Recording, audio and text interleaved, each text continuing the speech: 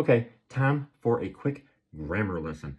If you want to know one of the most common errors out there that drives some people, like me, crazy, it is how so many people seem to misunderstand when you use the word I and when you use the word me.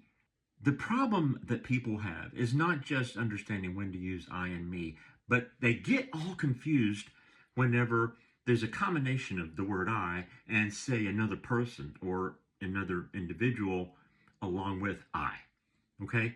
That, for some reason, confuses a lot of people. And a lot of people really screw it up. Okay, so I'm going to give you an example. If you say, I went to the movie last night, okay, obviously you don't say me went to the movie last night. So if two of you went to the movie last night, if I say John and I went to the movie last night, okay, John and I went to the movie last night. Makes sense, right? That's called a compound subject because there's two of us. But you are the subject of the sentence. You're doing the action. You went to the movie. I went to the movie. But if you said, please give that box to John and I? No, to John and me. Why? Because I, in that sentence, I'm not the subject. I'm talking to you.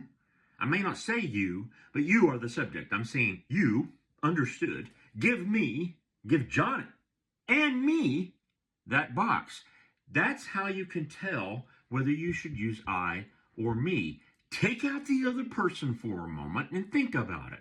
You wouldn't say, please give that box to I. Doesn't that sound pretty damn stupid? It does.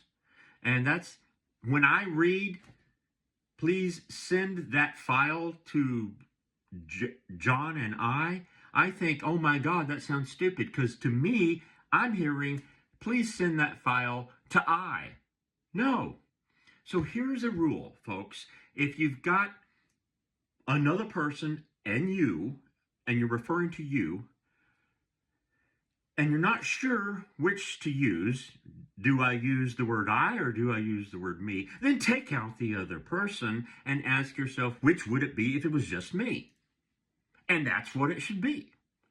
It doesn't matter how many other people there are. It could be two other people and you, it doesn't matter. What it boils down to is subjective case and objective case. You don't have to even remember that, okay? But it boils down to, are you the subject of the sentence or are you the object of the action in the sentence? Is it being done to you, for you, with you? Okay? But again, the short way of figuring it out, if you're confused, is just remove the other person or other people from the equation and ask yourself, which would it be, I or me? Okay, that's the grammar lesson for today. I hope that helps.